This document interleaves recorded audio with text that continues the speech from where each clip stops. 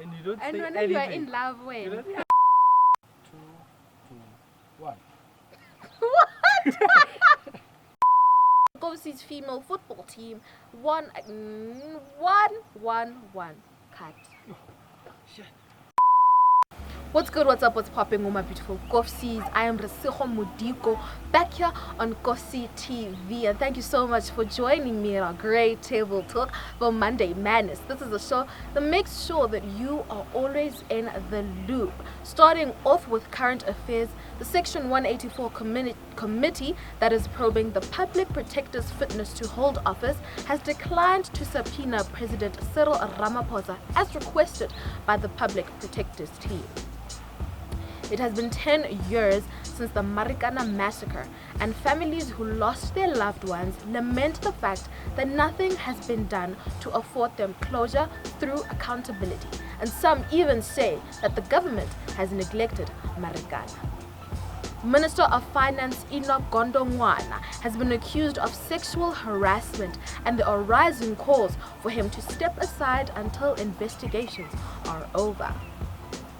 The Minister of Agriculture, Land Reform and Rural Development has taken the decision to suspend all movement of cattle in the whole country as there has been an outbreak of foot and mouth disease. And moving on to KZN, Miso Zulu Kwa Zwelithini has been crowned as the new Zulu King. Off to entertainment, MT is catching flames from Big Zulu after he released a diss track titled 150 Bars. Moving on to sports, the UFS male football team is at the top of the log after their first away game. This comes after they beat UKZN 1-0 in Durban 3 nights ago. They have 10 points on the table, followed by UJ with 10 points, NWU with 9, Tooks with 8. The Kovsi's female football team won 1-0 against Moteo in the SASA League. From us, Kovsi TV, we really do congratulate football teams because they are making moves and securing all that needs to be secured. And in UFS news, even more news that is, the UFS SRC elections will start on the 22nd of August 2022. That, ladies and gentlemen, is it from me, but please do stay tuned as we bring you hot off the press news when we conducted some interviews with some of the candidates of the CSRC elections. But now I have the lovely lady here. Please tell us your name, what your portfolio is, and what are you planning on doing within that portfolio? My name is Sanele, and I'm running for SRC, First Generation Development. And what are you planning on doing within your portfolio? What I'm planning to do on my portfolio is to say that a lot of university students tend to lack guidance about university and career development. Whether we are talking about family members and have to build a professional and network from scratch, which means that is adding pressure to a lot of their academic coursework. So what I can say is that my office will pledge to introduce students to important resources and help them to make smart decisions about their future. Advocating for first-generation students getting first preferences in residence. Monitoring of first-generation students, and to say that first-generation students which may lack mentors who can advise them on the university process and career development will have mentors in communes to say that we must assist first generation and to partner with SRC academics to ensure that faculties may monitor the academics of first generation and to say that how we can find strategies to improve where they are struggling with. First generation students and low-income students may not be aware of all the financial aid opportunities that are available to help them. To address this, I'm saying that we'll have workshops before students apply for university on how to apply and how to qualify for universities. So for those that do not know what first generation students are, can you just please give a small explanation on what that is? To say what first generation students are is to say that I'm talking about first entering students, because those people are from high schools and they don't know how these things work. So it will be my objective for me to assist them. Okay, so on campus currently, there is a program called Mentor Me. Are you planning on working along with that program, or are you planning on implementing your own new program? About the issue of mentor me in campus, the issue is that these things last for, I can say, 3 to 4 weeks, meaning that there's a short period of time for them to assist us. So what I'm saying is that we have to extend the duration of mentors, meaning that we have to work 24/7. Okay, thank you very much, Kekelezo. Please tell us your name, what your portfolio is, and what are you planning on doing within that portfolio? My name is Deshimbeba. I'm running for the portfolio of policy and transformation. What I'm planning on initiating on this campus is that we have student entrepreneurs on this campus, which are not well taken care of. Because at this moment, we have high unemployment rate in South Africa.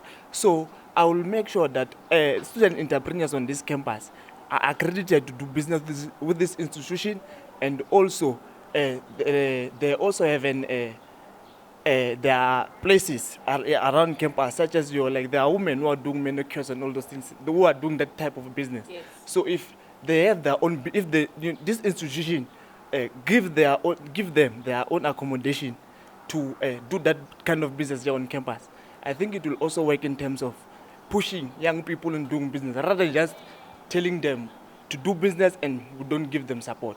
And another thing that I'm also aiming to do is that currently we have this thing called therapy consultation, which is being done online. Many students have been complaining about such thing. So I will make sure that the consultations are being moved from online to physical. So in terms of student entrepreneurship, and you said that you're going to try and you're going to make sure that they also have their own space on campus. That's right? Yes. So are they going to be paying rent for that space, or how is it going to work for them? As I've alluded, that here currently in South Africa, we have an issue of high employment rate. When these students begin to study their business, I will make sure that the institution fund them to study their own business, and the institution must make sure that they pay their accommodation rent and give them those resources in order for them to begin their business. And therefore, if their business continues to succeed, the university, those ones who will be owning those businesses, they'll have to pay their own rent, ever since they now be able to stand on their own. Okay, thank you very much, Deshni. And that was the policy and transformation. Can you tell us what your name is, what portfolio you're running, and what are you planning on doing within that portfolio? Okay, greetings everyone. My name is Ep.10 and I'm running for the SRC secretary under the banner of SASCO. So I think over the years of my experience within politics and the space and being on the ground, I think one thing I keep hearing constantly from students reiterating is the lack of communication within the office, right? So as the secretary within the SRC, I plan on improving the communication between the office of the SRC and the students. I think this will improve a lot of things. So the vision is to have this done through student imbizos, statements, suggestion boxes, and on Blackboard as well. So I think that should cover the point. So how are you say that you're going to try and close the gap between the SRC and the students, Yes, right? I feel there's a bit of a distance. So constantly we are campaigning currently, and I think one of the things that I've solely been passionate about was being SASCO advocates for a student-centered SRC. So students constantly complain where they say, we vote for you guys, we give you the power, and then when you guys get there, you guys don't even care about us anymore. You walk past us as if you don't know us. The blazers and everything that we've given you, the power that we've given you now, you guys use that to avoid us and all of those things. So now suddenly you guys are high and mighty. So I then asked them, how can we better this? If ever you guys vote us into office, what would you like us to change? And I keep saying, I think I keep hearing that, okay, talk to us, update us, and I constantly tell them there's a lot that we need to fix. We can't fix everything. However, I think this is a start whereby while I'm campaigning, I come to you and I bother you. So please do the same when you see me. Be it I'm walking on campus, wherever, don't be shy. I came here, I asked for your vote. Now utilize me and say, hey, when I voted for you. I am having problems with NSFAS. Why are you not fixing it? And then we can have dinner, we can have coffee, whatever it is, and I sit and have a proper conversation, just as much as I bothered myself to come out when I was requesting for your votes. Okay, so are you saying that students can come and call you and say, can we have dinner? Definitely, I would love that. I would love that. I think more than anything, we live to serve the students, and we should never forget that once we are here. So I think more than anything, we do it for them. So in whatever manner that makes them comfortable, we are just a tunnel. Let us relay information to where you want it to go. I think I'm just the voice of the voiceless. I think comrades usually always say that all the time. We are the voice of the voiceless. That's what I'm doing. I want even the shyest student at the back of the class who is so intimidated to even say anything, be able to come and approach me and say, Apiwe, I am struggling with this. Communicate with me, I am being, and like I keep saying, I bothered you first and I asked for your vote. You gave it to me. So bother me again when you are having problems.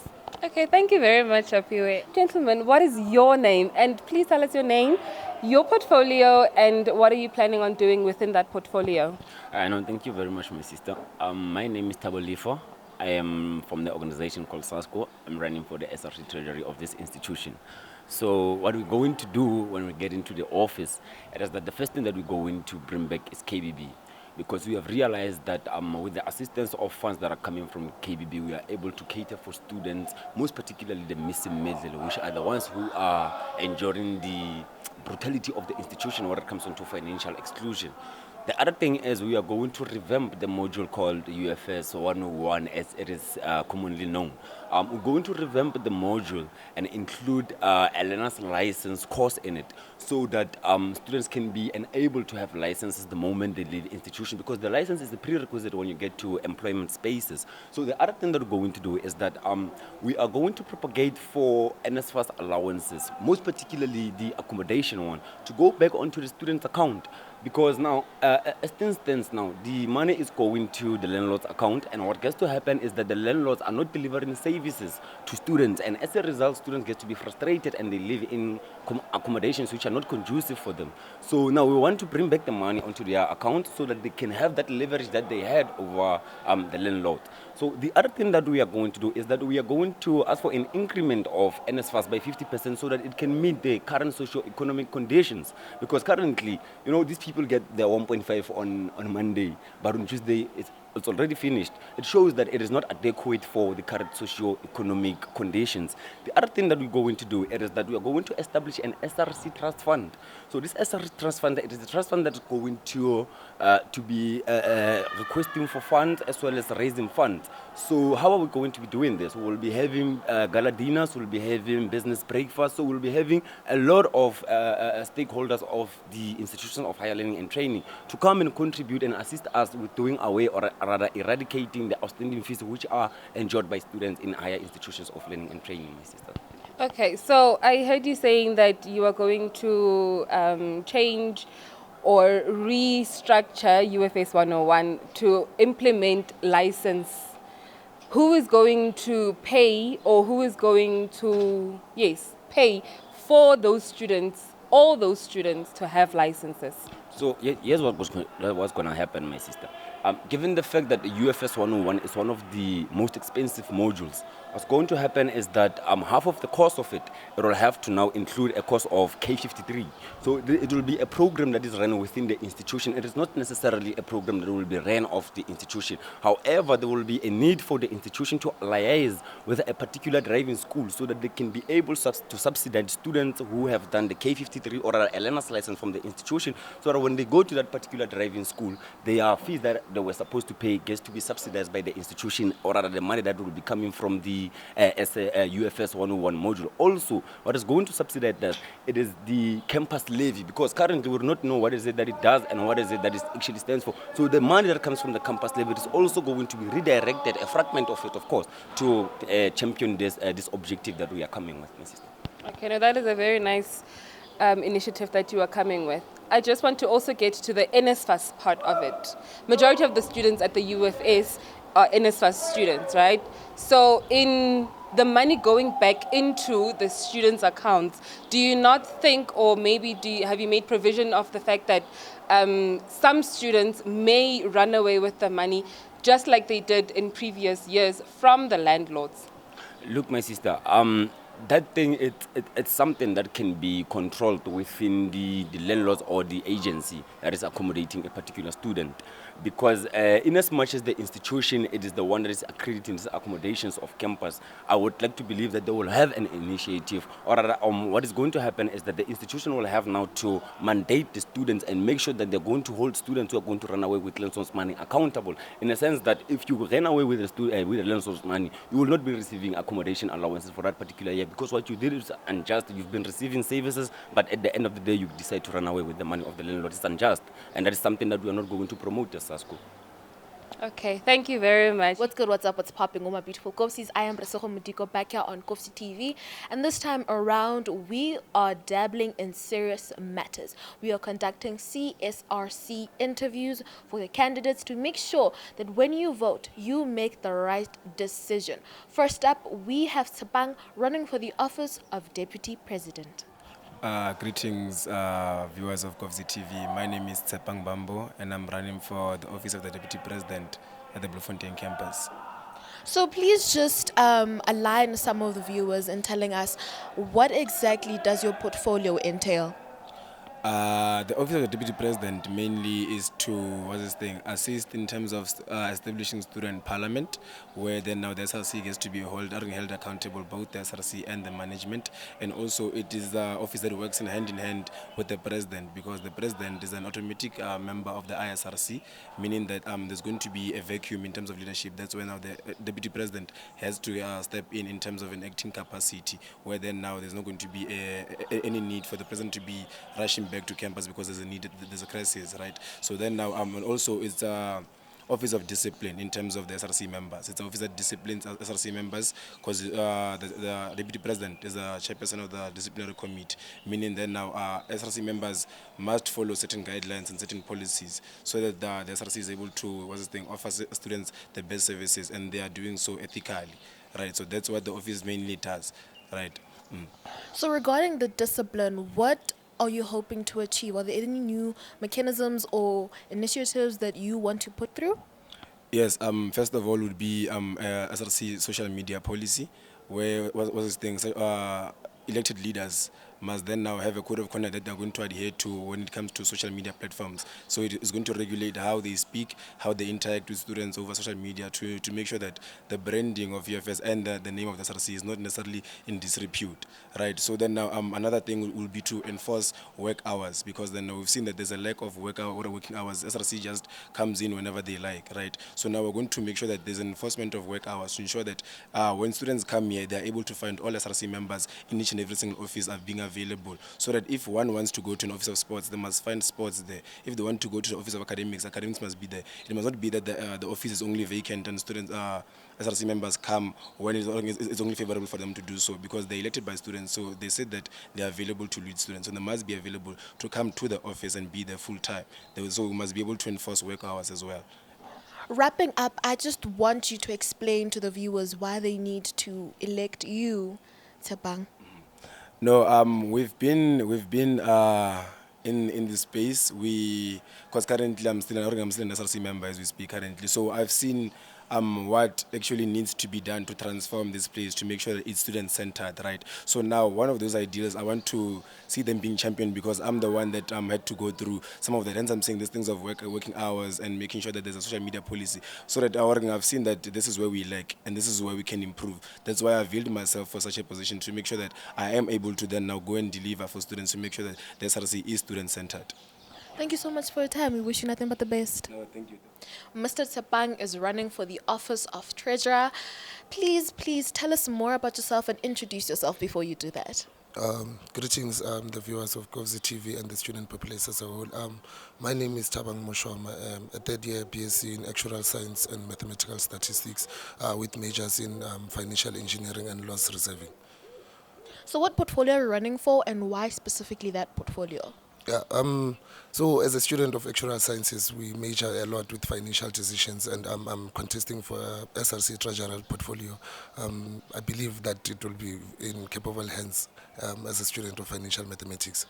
Is there anything new that the current office or the previous office was not doing that you would like to do? So the previous office, the previous treasurer failed on one thing in terms of the treasurer office, because they failed to divide it into two portfolios. The treasurer, it's all about the finances that are currently here at the University of Free State that needs to be distributed among students, and also there's an aspect that they didn't consider, which is fundraising part of it. So we want to divide it into two and make sure that the funds are enough for students. Besides your qualifications, what other qualities make you special, make you stand out from the other candidates? In terms of leadership, I'm not starting now. Actually, from the first year when I entered here, I was the class rep of the first year BSc in Actuarial Science Council, and I became the deputy president of the council, and also led in the faculty of NES. So why should it fall into the hands of EFF specifically? Now, I'm not gonna lie. The EFF believes in one and one solution. After all engagements, we know that the university management is going to be arrogant. We are going to engage them in terms of NSFAS issues. We are going to engage them in terms of financial exclusions.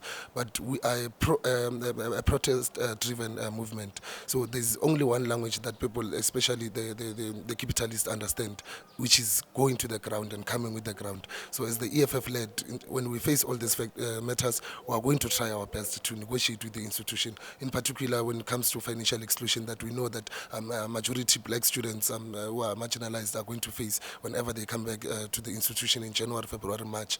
We are going to make sure that we unite all those students to say, let's go together. And also those ones who don't face those problems, but we know that they're going to face other problems in the future, we are going to say, but do not divide the student populace.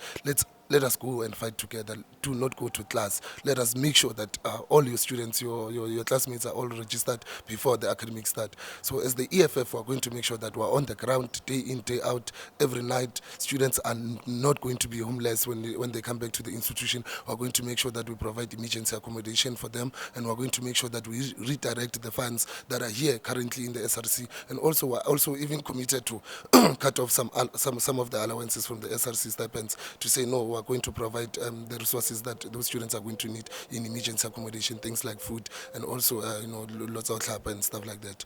So that's what we want to do as the EFF Student Command when we enter to Treasury. But also, in terms of fundraising, we are going to engage all stakeholders, not only the ones that are currently on the campus, but we are going to go out there. We know that there are banks that are distributing the NSFAS allowances, and also the allowances of mostly the bursaries that are being operated by the institution. We said, but they only benefit, but they don't bring back anything to the students. So we are going to approach them to say, but please provide funding for students that are struggling right now financially. Some very good points that you made there. So my very last question to you, do you feel that it matters into which political party heads the office of the treasurer? When it comes to the treasurer office, it's all about being capable to manage funds, but also treasurer, it's not only about funds, but it's also about engaging the stakeholders in terms of the financial decisions that are going to be made. So in terms of the ideology, the ideologue on how you are going to approach them, because the university always says, we don't have money because they are profit-driven. Now, as the EFF, where we stand ideologically is to say that we are going to chase the profit makers. This is an institution of higher learning, and it shouldn't be about profit, but it should be about developing the country, equipping students with the skills, the necessary skills that they need to go outside there. So I feel like the ideology behind an individual, and more specifically behind the organization that they belong to, matters the most in terms of the decisions that they're going to take when they enter the treasury office. Next up, running for the office of secretary is Ms. Zinga. Please introduce yourself and tell us why you're running for this portfolio. Greeting everyone. My name is Zinga Tugutelo, and I'm running for the secretary portfolio. I am doing my final year in BA in governance and political transformation, and I'm also a class rep for a political science module this year. So do you feel by studying what you are studying gives you an advantage to running for this specific portfolio? Most definitely, because I feel like had it been that I'm studying a different degree, I wouldn't fully understand the portfolio that I'm currently running for. And because I major in administration modules, I fully understand what it means to be a secretary and the responsibilities that I have to fulfill in the office. And I'm not just going there under the assumption that I'm just going to write, but I know fully my responsibilities and what I have to do, which then means that I'm a best candidate to actually run for that particular portfolio. How are you willing to improve on the previous officer's mistakes or shortfalls?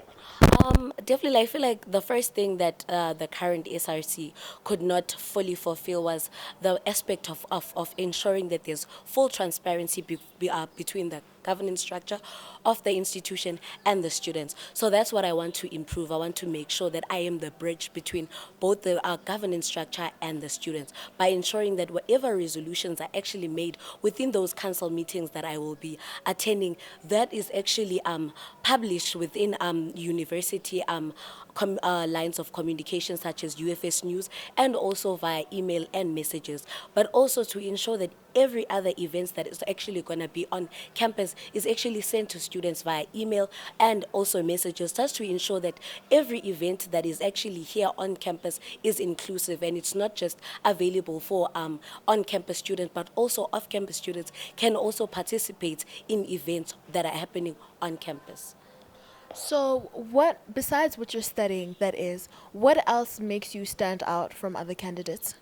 I feel like what makes me stand up firstly is the fact that I've been a class representative, which means that I understand what it means to be the bridge between firstly the lecturer and the student, because that was what I was doing. I was making sure that there's communication firstly, and secondly, because I've been in a leadership position myself, I've been an EFF member for more than 4 years, so that allows me to actually be able to communicate with students because I understand how it is or what it means to be a leader. So that it makes me very advantageous to the student populace and also as a leader itself.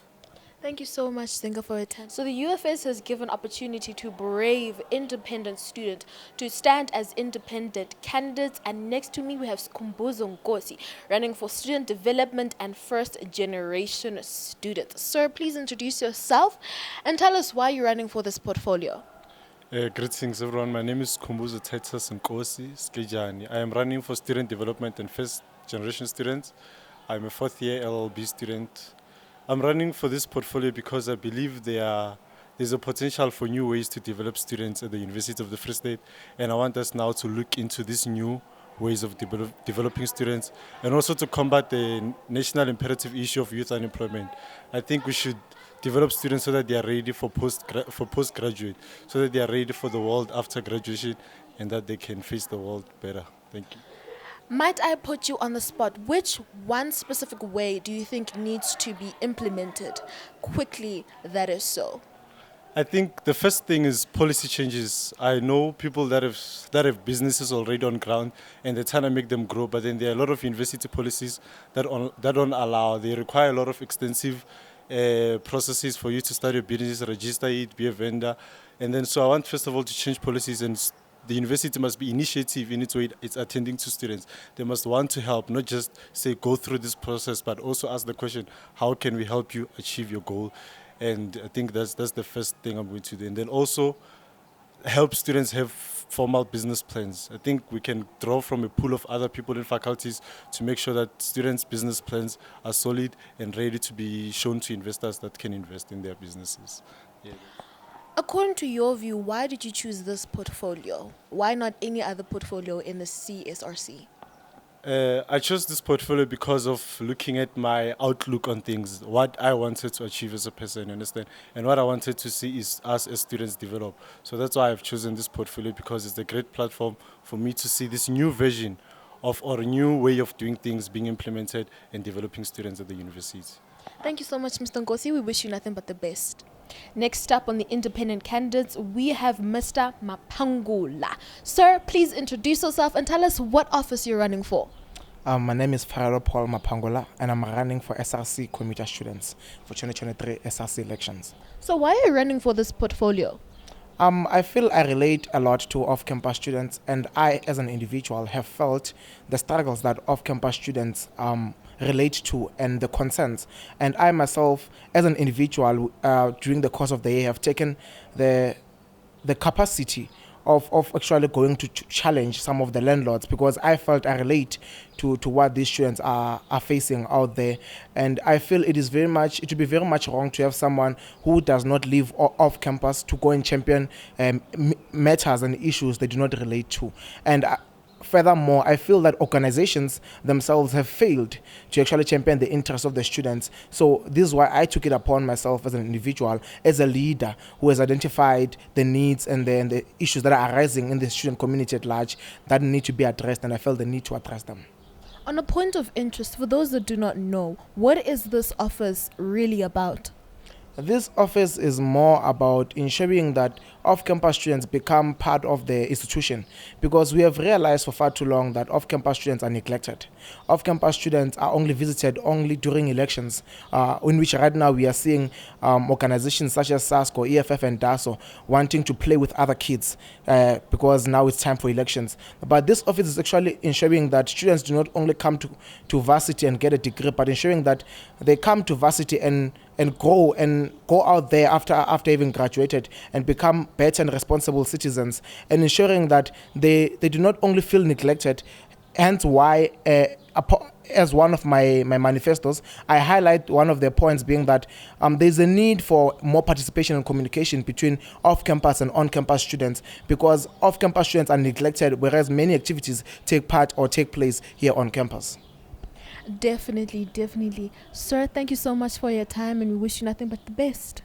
And that's it, ladies and gentlemen, for today's episode of Monday Madness and the SRC interviews. Please make sure to vote, as voting opens on the 22nd of August until the 24th of August. Go out there, make the right choice, because students, this is your chance to make sure that your voices will be heard. And please do not forget to like, comment, share, subscribe, and tag us in any and all of our videos and whatever you feel you want to see on this station, because this station is for you.